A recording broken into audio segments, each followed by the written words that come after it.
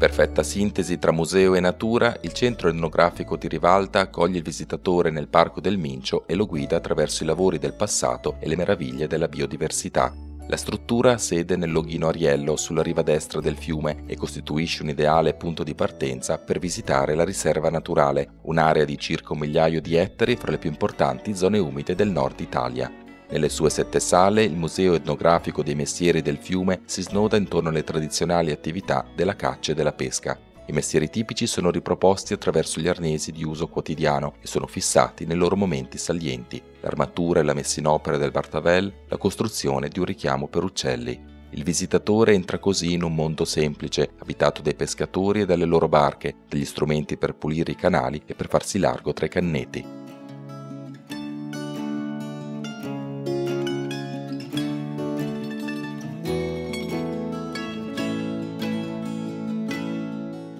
Numerosi pannelli espositivi dedicati alla flora e alla fauna, straordinaria infine la collezione degli uccelli impagliati. Aironi, germani reali, gallinelle, falchi e folaghe sono solo alcuni dei volatili che si possono conoscere ed ammirare.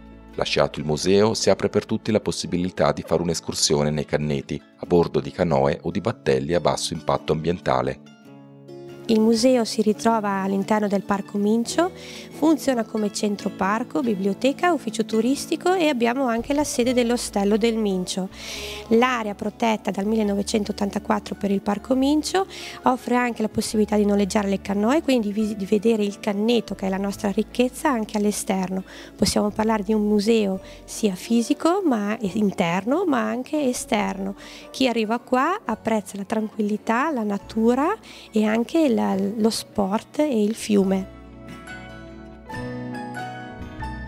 Il Museo etnografico dei mestieri del fiume è aperto tutte le mattine dal martedì al venerdì dalle 9 alle 12, il sabato e la domenica anche il pomeriggio. Per la visita dei gruppi è consigliata la prenotazione a mezzo mail oppure telefonando allo 0376 653924.